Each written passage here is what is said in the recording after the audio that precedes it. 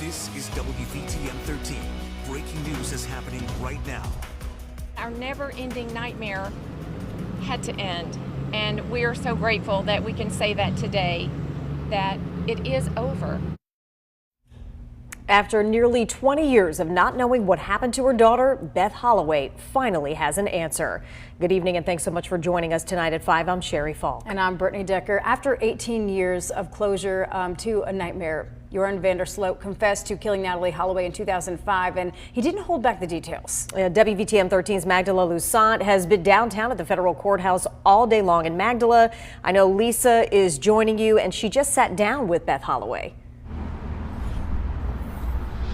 Yes, she did, Sherry and Brittany. And Lisa, what did Beth Holloway have to say? She's such an amazing woman, you know, real warrior mom. It felt like over those 18 years, many times she was the only one pushing hard for answers as to what happened to her daughter. And as you said, she got those today. When I talked to her just a short time ago, we sat down and had a conversation about this, and she said it comes as a relief because in the end, she got what she wanted. Over the years, not only have you had to deal with your own grief, but you were, desperate for answers. We had this main suspect, and in the meantime, while you pushed and pushed, another young woman died. That must be devastating for you, as hard as you were trying to get him put away. Yes, because in 2005, I knew that he was responsible for her disappearance. I did not know that, of course, anything that we know today, but I knew that he was definitely involved in her demise of her one way or the other. So that was in 2005, Aruba let him go. 2010, I had him, Aruba let him go freely to Peru and bludgeon a second young girl to death. So I'm thinking, I did everything I could in 2005 and 2010 to stop him, but Aruba did nothing besides be complicit with him and let him go. So, that's why I feel like I can live with my decision that I got the answers that I wanted, even though, yes, it came with a plea agreement, but I did everything I knew to do to stop him in the beginning. You got the confession that you wanted. You know now what he says happened. And does it give you what you thought it would? It gives me more than what I thought I was going to have. And I never thought about it just being over because there's been so many rabbit holes. I mean, they were just like a sea of rabbit holes, swirling theories, and I was into all of them. Because we didn't have anything. And I think we just began chasing these, running down these rabbit holes repeatedly. So it's nice to, it's over, it's stopped. Yeah, one of the things she said was that it's time to put this behind her. She's obviously never going to forget Natalee, and that she always is a part of their family. But it's time now to enjoy her grandchildren. She has 2, and to start looking more towards the future. That's good, and we're happy for her that she has reached this point. But it was today this federal judge who sentenced Joran Sloot to 20 years in prison.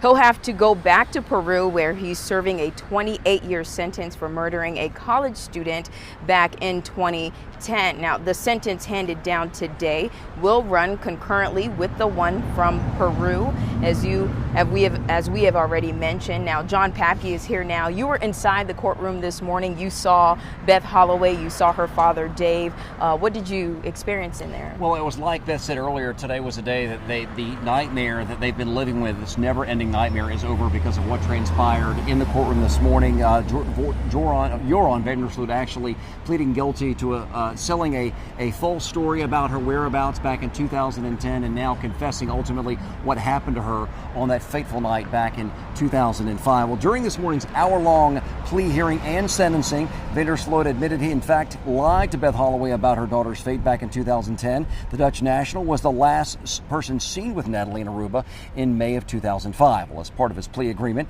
Sloot agreed to tell prosecutors and at the FBI everything he knew about the 18-year-old Mountain Brook native's death. During a recorded interview with his attorney, Sloot described how he and Natalee were laying on the beach when she refused his sexual advances. He goes on to say, when she knees me in the crotch, I get up on the beach and I kick her extremely hard in the face. These are his words. He goes on to confess, I see a huge cinder block laying on the beach. I take this, I smash her head in with it completely. He also describes how he disposed of her body. We'll have more details about that coming up at 6. Okay, and so I have a question for you, John. You know, Joran Vander Sloot changed his story multiple times about what happened to Natalee. So what about this confession makes it different? Well, for one, they actually said in court today that he passed a polygraph test that was administered by FBI agents, and also a prosecutor said that federal investigators went to great lengths, a very thorough investigation to check out what he said, and they could not find any credible evidence to discredit his account of what happened on that day in 2005. So basically, they believe this is the closest thing to the truth that can be uncovered. Okay, and a lot of Beth Holloway's friends mentioned that same thing, that this is the closest to the truth they will get to. Some of them out here in support of the Holloway family, and we got a chance to speak with some of them today. They express how proud they are of Beth Holloway. Now, one of those friends we're talking about is Ginger Strickland. She tells us she traveled to Aruba with Beth after Natalee went missing. She says they went down there to search for Natalee and also warned seniors, young adults, and parents about how to handle a missing persons case in another country. Joran Vander Sloot, pleading today to the extortion and wire fraud charges, also came with a confession about how he killed Natalee 18 years ago. Now, Strickland says this is as close to the truth friends and family have gotten on Natalee's whereabouts. Even though he's told so many lies, I do believe this was the truth. And I hope that this weighs further on sentences that he will get in the future. But I was so proud of Beth today for being able to stand and face him and tell him some things she had held back for a while. Now, some of Beth Holloway's friends tell us Beth not giving up and holding on to her faith is part of the reason why Natalee Holloway now has justice. We're live in downtown Birmingham. I'm Magdala Lusant, WVTM 13. Send it back to you, Sherry and Brittany. All right, thanks so much, Magdala. Well, one person who has followed this case very closely is Angela Harris, Anaya Blanchard's mother. Yes, so next week marks 4 years since Blanchard was kidnapped and murdered. WVTM 13's Chip Scarborough spoke to Angela Harris this afternoon to get her thoughts on the Holloway family finally getting the justice in Natalee's case nearly 2 decades later. Dramatic just to think that Natalee went through that. Angela Harris fought back tears as she learned of the details revealed in court Wednesday morning. Details of how Mountain Brook teen Natalee Holloway died nearly 2 decades ago. And now that, Beth and the rest of Natalee's family is having to hear those details about what happened to Natalee, it's just awful. Angela Harris and her family are from right next door to Mountain Brook here in Homewood. She says she and Beth Holloway have gotten to know each other since the kidnapping and murder of her own daughter nearly 4 years ago. In that time, the two have leaned on each other. Beth being able to say that now that we know that he's no longer a suspect, that he is the killer, even though it's breaking your heart to say that, to have to say, say my daughter is not here and we know who her killer is, it is a huge relief to know and to be able to just say it. Harris says knowing what happened to Natalee Holloway will allow her family to properly grieve. She also says the family is right in not believing Joran Vander Sloot is a changed man. I personally don't think that's the truth either. I don't. I think that if there were true remorse and true sorrow for what he did, that it would have came out a long time ago. Harris says she joins the Holloway family in celebrating justice in Natalee's case. Chip Scarborough, WVTM 13.